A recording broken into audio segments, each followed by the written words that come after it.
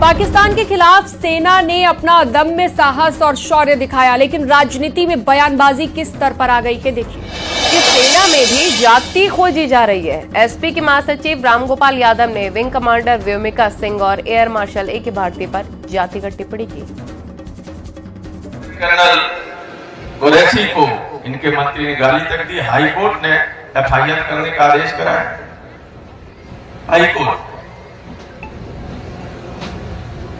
लेकिन दिव्या सिंह के बारे में इन्हें मालूम नहीं था कि वो कौन, और न एयर ऑपरेशन के जो इंचार्ज थे एयर मार्शल अवधेश कुमार भारती, न उनके बारे में मालूम था, वरना इन्हें भी गाली दे।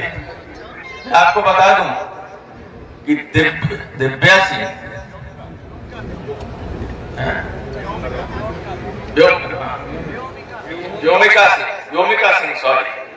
व्योमिका सिंह हरियाणा की और एयर मार्शल भारती पूर्णिया के यादव हैं, तो तीनों तो पीडीए के थे। रामगोपाल यादव के बयान पर सीएम योगी ने करारा वार किया। सेना की वर्दी जातिगत चश्मे से नहीं देखी जाती। सेना का हर सैनिक राष्ट्र धर्म निभाता है, न कि किसी जाति या मजहब का प्रतिनिधि होता है। रामगोपाल यादव का बयान सेना के शौर्य का अपमान है और यह वही मानसिकता है जो तुष्टीकरण और वोट बैंक की राजनीति में राष्ट्रभक्ति तक को बांटने का दुस्साहस करती है। इस विकृत जातिवादी सोच को जनता फिर से जवाब देगी।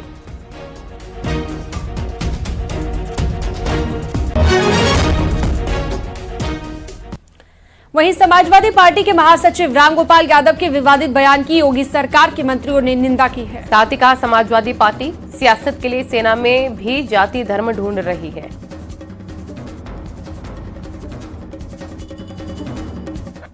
विंग कमांडर व्योमिका सिंह का अपमान केवल व्योमिका सिंह का अपमान नहीं है, वो भारत की बेटी का अपमान है, हर भारतीय का अपमान है। विंग कमांडर व्योमिका सिंह सिर्फ एक नाम नहीं, वह भारत के गौरव और महिला सशक्तिकरण और नए भारत की उड़ान का प्रतीक है। जाति के आधार पर हमारी वीरांगना का अपमान कर समाजवादी पार्टी ने अपनी नीच मानसिकता और महिला विरोधी सोच को उजागर करने कि विंग कमांडर व्योमिका सिंह का सम्मान आज पूरे देश और दुनिया में है। आसमान की तरफ देखकर थूकोगे आप तो उसका हश्र क्या होता है आप भी जानते हो, दुनिया भी जानती है। आज पूरे देश को गर्व है, आज तिरंगा यात्रा में किस तरह से देश की जनता, प्रदेश की जनता शामिल हो रही है, अपने सेना का मनोबल बढ़ाने के लिए, अपने सेना का अभिनंदन करने के लिए। मैं इसमें इतना कहना चाहूंगी कि जो हमारी सोफिया कुरैशी और व्योमिका सिंह विंग कमांडर जो ब्रीफ कर रही हैं, जो उस युद्ध को जीती हैं, जो उस युद्ध के माध्यम से भारत को एक गौरव का अनुभव कराया है, ऐसी जो वीरांगना बेटी हैं भारत की, उनके लिए रामगोपाल जी का ये कहना कि ये तो जाटव है, मैं इसकी घोर निंदा करती हूँ। ये सब समाजवादी पार्टी कभी बाबा भीमराव अंबेडकर के फोटो के साथ खिलवाड़ करती है, कभी जाति के साथ खिलवाड़ करती है, तो ये देश के लिए क्या करेंगे। मैं तो यही कहूँगी कि ये देश के लिए इनकी एक अच्छी सोच नहीं है।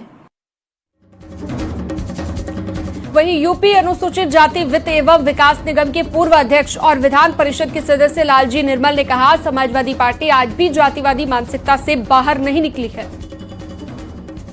रामगोपाल यादव का बयान शर्मनाक, निंदनीय और भारतीय वायुसेना के हर जवान का अपमान है। यह नया भारत है, यहाँ जन्म से नहीं कर्म से पहचान होती है। जात के नाम पर लोगों को बांटना समाजवादी पार्टी का पुराना शौक रहा है, इसमें कुछ भी नया नहीं है। ऑपरेशन सिंदूर के बाद पहली बार रक्षा मंत्री राजनाथ सिंह श्रीनगर के बादामी बाग छावनी पहुंचे और बहादुर जवानों की शहादत को नमन किया, सैनिकों के साहस को सराहा है। और साथ ही कहा कि ऑपरेशन सिंदूर के बाद सेना की कार्रवाई को पाकिस्तान कभी नहीं भूल सकता। आतंकवाद के खिलाफ भारत की कठोर प्रतिज्ञा है। रिपोर्ट देखिए।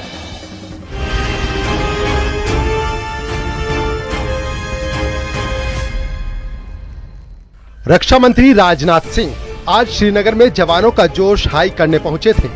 ऑपरेशन सिंदूर के बाद पहली बार पहुंचे रक्षा मंत्री ने वीर जवानों की शहादत को सलाम किया और उनके अदम्य साहस को सराहा और दो टूक शब्दों में संदेश दिया कि भारत ने पाकिस्तान को ऐसा सबक सिखाया जो वो कभी नहीं भूल सकता।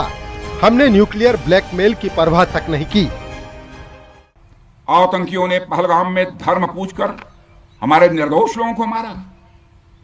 उसके बाद आपने जो जवाब दिया उसे पूरी दुनिया ने देखा है। उन्होंने यह नहीं सोचा कि आम नागरिकों ने उनका क्या बिगाड़ा है, उन्होंने ऐसा क्या किया है कि उन्हें मार दिया जाए। पर मैं यह कहना चाहूंगा, आतंकियों ने भारतीयों को धर्म पूछकर देखकर मारा, धर्म पूछकर मारा, तो हमने आतंकियों को उनका कर्म देखकर मारा है। उन्होंने धर्म देखकर बेगुनाहों की जान ली, यह पाकिस्तान का कर्म था। हमने कर्म देखकर उनका खात्मा किया, यह हमारा भारतीय धर्म है। रक्षा मंत्री राजनाथ सिंह ने पाकिस्तान के आर्थिक हालात पर तंज कसते हुए कहा कि उसकी हालत ऐसी है कि वो जहां खड़ा होता है, मांगने वालों की लाइन वहीं से शुरू होती है। रही बात पाकिस्तान की, तो उसकी बात ही क्या करूं आपसे। वह देश तो मांगते मांगते अपनी जहालत से एक ऐसी हालात में आ गया है कि उसके बारे में यह भी कहा जा सकता है कि पाकिस्तान जहां भी खड़ा होता है वहीं से मांगने वालों की लाइन प्रारंभ हो जाती है। हमारी सेना हमारा गर्व है। रक्षा मंत्री का संदेश साफ है कि भारत न झुकेगा न रुकेगा। आतंकवाद का खात्मा हमारी प्रतिज्ञा है। Bureau report, news 18।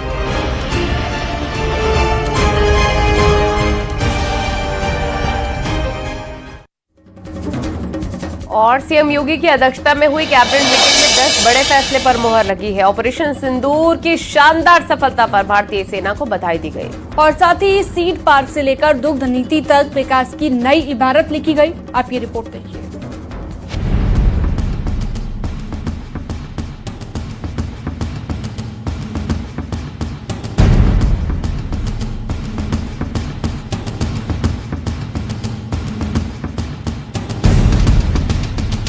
योगी कैबिनेट ने सबसे पहले भारतीय सेना के पराक्रम को सलाम किया। ऑपरेशन सिंदूर में आतंकवाद के खिलाफ भारत की ऐतिहासिक जीत पर कैबिनेट ने सेना को बधाई दी। मुख्यमंत्री योगी आदित्यनाथ ने कहा कि यह ऑपरेशन न केवल आतंकियों के लिए सबक है, बल्कि देश की सुरक्षा के लिए एक मील का पत्थर है। कैबिनेट ने सर्वसम्मति से सेना के शौर्य को नमन करते हुए अभिनंदन प्रस्ताव पास किया। राष्ट्र की रक्षा में समर्पित हमारे वीर सैनिकों पर पूरे उत्तर प्रदेश को गर्व है। ऑपरेशन सिंदूर के सफल क्रियान्वयन हेतु मंत्रिपरिषद राष्ट्र को यशस्वी नेतृत्व प्रदान करने वाले माननीय प्रधानमंत्री जी श्री नरेंद्र मोदी जी के प्रति हार्दिक आभार व्यक्त करती है। कैबिनेट ने उत्तर प्रदेश में सीड पार्क की स्थापना को मंजूरी दी, जो भारत रत्न चौधरी चरण सिंह के नाम पर लखनऊ में 130.63 एकड़ जमीन पर 251 करोड़ की लागत से बनेगा।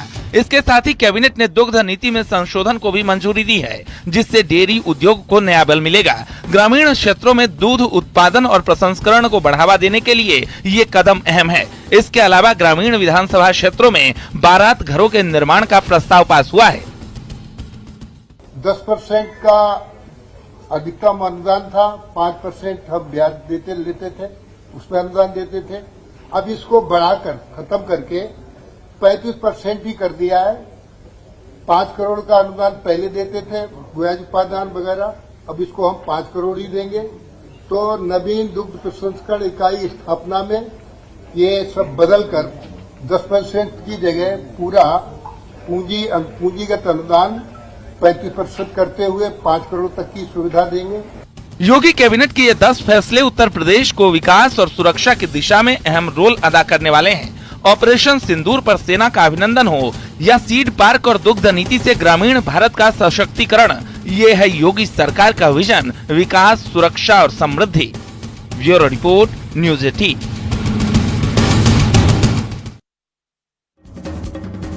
राष्ट्रीय सुरक्षा और देशभक्ति की भावना ने भारत को एकजुट कर दिया है। दिल्ली के जेएनयू ने तुर्की की इनोनू यूनिवर्सिटी के साथ एकेडमिक समझौता रद्द कर दिया। लखनऊ, कानपुर और गाजियाबाद में तुर्की के खिलाफ जनाक्रोश सड़कों पर देखने को मिला। देखिए रिपोर्ट।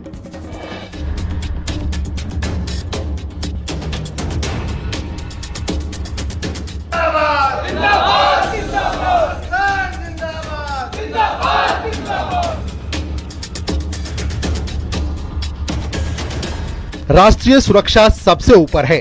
इसी का नतीजा है कि भारत के खिलाफ पाकिस्तान का समर्थन करना आतंक के मददगारों को भारी पड़ रहा है। दिल्ली के जेएनयू ने राष्ट्रीय सुरक्षा संबंधी चिंताओं के चलते तुर्की की इनोनू यूनिवर्सिटी के साथ अपने एकेडमिक समझौते को रद्द कर दिया है। ये कदम तब उठाया गया जब तुर्की के भारत पाकिस्तान संघर्ष से जुड़ने की खबरें सामने आईं और तुर्की ने भारत की बजाय पाकिस्तान को अपना समर्थन दिया। जेएनयू की तरफ से बयान में कहा गया है कि वो ऐसे वक्त में राष्ट्र के साथ खड़े हैं। JNU teaches Turkish as a language in the School of Languages, Literature and Culture. And we have an Indian professor who does it. And because of that, the administration thought that we should not have any relations with a country that supports terror and that stabs India on the back. And how can you have a relationship with somebody who's undermining India's national security? And as a citizen and as an academic, it is undermining my human security. उधर लखनऊ के छोटे इमामबाड़े के बाहर शिया धर्म गुरुओं और मुस्लिम समाज ने तुर्की के खिलाफ हुंकार भरी। ऑपरेशन सिंदूर में तुर्की के पाकिस्तान को समर्थन देने पर गुस्सा फूटा। सड़कों पर तुर्की का झंडा और हाथों में कुरान लिए लोगों ने तुर्की के बहिष्कार का ऐलान किया। कानपुर में भी 400 से ज्यादा सेब व्यापारियों ने तुर्की के सेबों पर लिखा नॉट फॉर सेल। गुमटी के व्यापारियों ने कहा कि हम इन्हें खराब कर देंगे लेकिन बेचेंगे नहीं।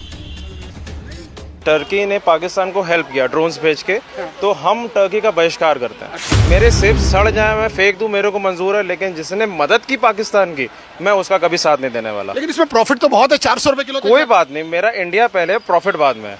मैं ही जिंदा रहूंगा तो ही बेटर है ना कि प्रॉफिट बेटर है। प्रॉफिट बेटर तो क्या सेब डिस्प्ले ऐसे लगा के रखना है सड़ जाए? नहीं, मैं दिखा रहा हूँ कि I am not selling it. अच्छा, मैंने डिस्प्ले इसलिए लगाया है कि मैं बहिष्कार कर रहा हूँ इसका। गाजियाबाद की साहिबाबाद मंडी में भी व्यापारियों ने तुर्की के सेबों का बहिष्कार किया और कहा पाकिस्तान का साथ देने वाले का माल भारत में नहीं चलेगा। ये नया भारत है जो देशभक्ति में एकजुट है। हमने उसका पुरजोर विरोध किया है कि हम कोई भी फ्रूट टर्की से नहीं मंगाएंगे। ओनली हिमाचल एंड कश्मीर, बस। Make in India, made in India and government should support Himachal and Kashmir farmers, क्योंकि हम लोगों के जो हिमाचल के फार्मर्स है खास तौर से वो इतने प्रोग्रेसिव हैं। अगर गवर्नमेंट का थोड़ा भी सपोर्ट उनको अच्छे से मिल गया तो मैं गारंटी करता हूं कि वो यहीं पे एक तुर्की पैदा कर देंगे सेब के मामले में। ऑपरेशन सिंदूर में भारत ने आतंकवाद को कुचला तो तुर्की के पाकिस्तान समर्थन ने देश को आग बबूला कर दिया। जेएनयू से लेकर सड़कों और मंडियों तक भारत एक स्वर में कह रहा है आतंक का साथ देने वालों का बहिष्कार जरूरी है। ये है भारत की ताकत, ये है भारत का जोश। Bureau report, news 18। यूपी में मिलावटखोरों के खिलाफ योगी सरकार सख्त है। सरकार किसी भी सूरत में इसे बर्दाश्त नहीं करने की बात कह रही है, लेकिन इस फैसले ने सियासी तूफान खड़ा कर दिया है। एसपी अध्यक्ष अखिलेश यादव इस पर तंज कस रहे हैं और बीजेपी को आईना दिखाने की बात कर रहे हैं। बीजेपी ने भी इस पर करारा पलटवार किया।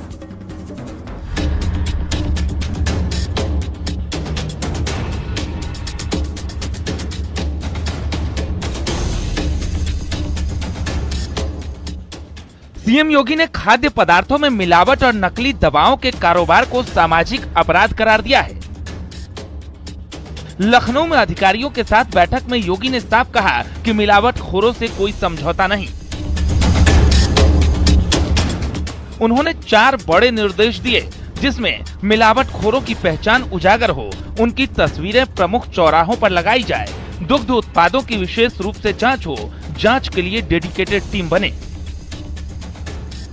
योगी का मकसद है कि आम जन का स्वास्थ्य सुरक्षित रहे और मिलावटखोरों का धंधा पूरी तरह खत्म हो। लेकिन योगी के इस ऐलान ने सियासी रंग ले लिया है। समाजवादी पार्टी अध्यक्ष अखिलेश यादव ने सोशल मीडिया साइट एक्स पर तंज कसा और लिखा कि बीजेपी वाले मिलावटखोरों के लिए पोस्टर नहीं, आईना लगाएं तो मिलावटखोर सामने दिख जाएंगे। सपा सांसद ने भी अखिलेश का समर्थन करते हुए सवाल उठाया। आज 7 सालों से मिलावट करा रहे हैं और आज उनको मिलावट की याद आ रही है।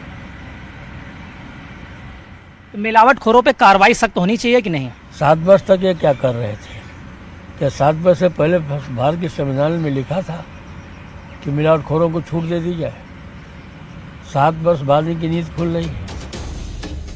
वहीं बीजेपी ने समाजवादी पार्टी पर पलटवार करते हुए कहा कि अखिलेश यादव के बयान से लगता है कि वो मिलावटखोरों के साथ खड़े हैं। देखिए, अखिलेश जी जो बातें करते हैं उससे साफ साफ जाहिर होता है कि वो अनैतिक कामों के साथ में जुड़े हुए हैं या उनको आगे बढ़ाने का काम करते हैं।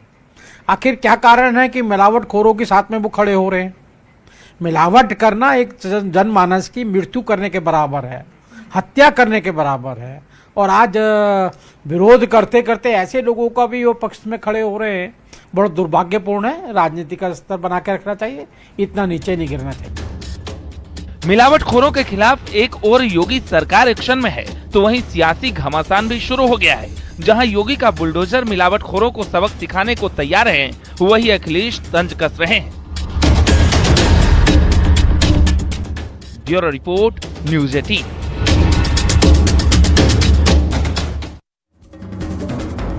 इलाहाबाद हाईकोर्ट ने मुस्लिम पुरुषों के बहु विवाह पर एक ऐसी टिप्पणी की जिसने समाज में नई बहस छेड़ दी है। कोर्ट ने कहा मुस्लिम पुरुष तभी दूसरी शादी करें जब वे सभी पत्नियों के साथ समान व्यवहार कर सकें। लेकिन क्या ये टिप्पणी शरीयत की मंशा को मजबूत करेगा या सामाजिक बदलाव की राह में बाधा बनेगा? देखिए।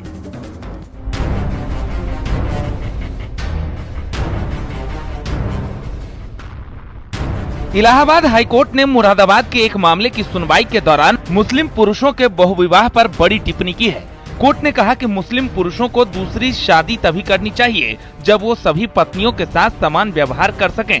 कुरान में खास वजहों से बहुविवाह की इजाजत दी गई है, लेकिन पुरुष इसका अपने स्वार्थ के लिए दुरुपयोग करते हैं। मुस्लिमों के बहुविवाह पर बेहद अहम टिप्पणी की है। कोर्ट ने कहा है कि मुस्लिमों को दूसरा विवाह तभी करना चाहिए जबकि वह सभी पत्नियों को के साथ समान व्यवहार कर सकते हों। कोर्ट ने यह भी कहा है कि कुरान में जो इजाजत दी गई है उसके हिसाब से अपने स्वार्थ के लिए इसका गलत फायदा मुस्लिमों को नहीं उठाना चाहिए। कोर्ट ने कॉमन सिविल कोड का भी हवाला दिया है और कहा है कि अपने स्वार्थ के लिए इस तरह दूसरी शादी करना कतई उचित नहीं है। हाईकोर्ट की इस टिप्पणी ने समाज में दो धारणाएं बना दी है। जहां मुफ्ती मौलाना शहाबुद्दीन रजवी ने इसे शरीयत के अनुरूप बताकर स्वागत किया, वहीं बरेली की सामाजिक कार्यकर्ता शबनम राफिया ने इसका विरोध किया है। इलाहाबाद हाई कोर्ट ने जो फैसला दिया है वो बिल्कुल सही और दुरुस्त है। उन्होंने कुरान और हदीस यानी शरीयत की मंशा के मुताबिक फैसला दिया है। पैगंबर इस्लाम सल्लल्लाहु ताला अलैहि वसल्लम ने फरमाया कि अपनी बीवियों के साथ, महिलाओं के साथ हुस्ने सुलूक के साथ पेश आओ। आज के परिवेश में अगर हम इस बात को देखते हैं तो कहीं ना कहीं संविधान का उल्लंघन भी इसमें होता है। अनुच्छेद 21 में ये भी है कि अगर पहली पत्नी नहीं खुश है या आपका इतनी नहीं है क्षमता कि आप दूसरी शादी करें तो आप नहीं कर सकते। लेकिन अब जो होगा वो ये नहीं होगा। अब शौकिया जो है पुरुष शादी करने लगेंगे और मेरे ख्याल से कि इस परिवेश में ये संभव नहीं है और ऐसा नहीं होना चाहिए कि पति को आज़ादी दी जाए 4 शादियों की या 2 शादियों की। अब सवाल ये है कि क्या ये फैसला समाज में बराबरी को बढ़ावा देगा या नई चुनौतियां खड़ी करेगा, क्योंकि ये बहस अभी थमने वाली नहीं है। Bureau report, news 18। Bharat Nepal सीमा पर अवैध कब्जों के खिलाफ योगी सरकार का बुलडोजर लगातार गरज रहा है। महाराजगंज, श्रावस्ती, बहराइच से लेकर फतेहपुर तक सरकारी जमीनों पर बने अवैध मदरसे, मस्जिदें और मजार ढहाए जा रहे हैं।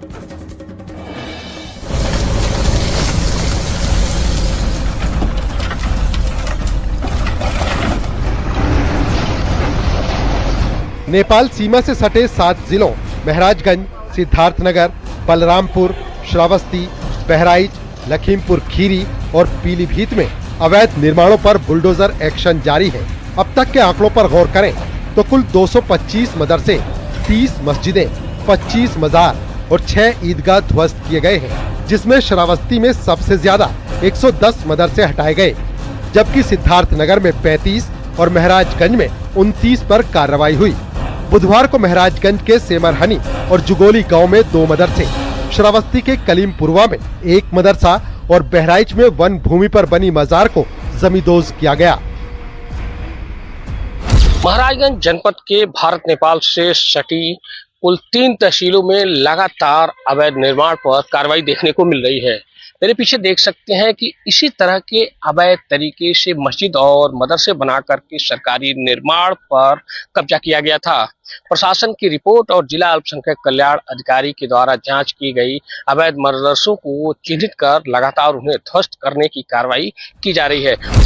फतेहपुर में भी बुलडोजर एक्शन देखने को मिला। यहाँ हदगांव में तालाब की जमीन पर 24 साल से बने हजरत मोहानी मुस्लिम विद्यालय को खागा एसडीएम के आदेश पर पूरी तरह ढा दिया गया। प्रशासन इस कार्रवाई का खर्च भी मदरसा संचालक से वसूलेगा। सुरक्षा एजेंसियों की रिपोर्ट के बाद योगी सरकार ने साफ कर दिया था कि अवैध निर्माण और संदिग्ध गतिविधियां बर्दाश्त नहीं होंगी।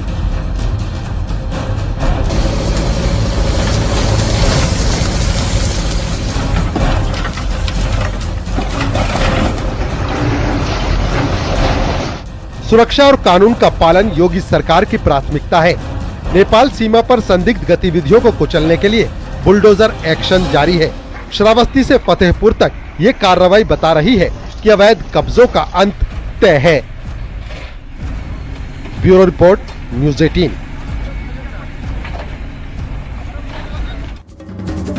यहाँ रुकेंगे एक छोटे से ब्रेक के लिए। न्यूज 18 पर खबरों का सिलसिला जारी है।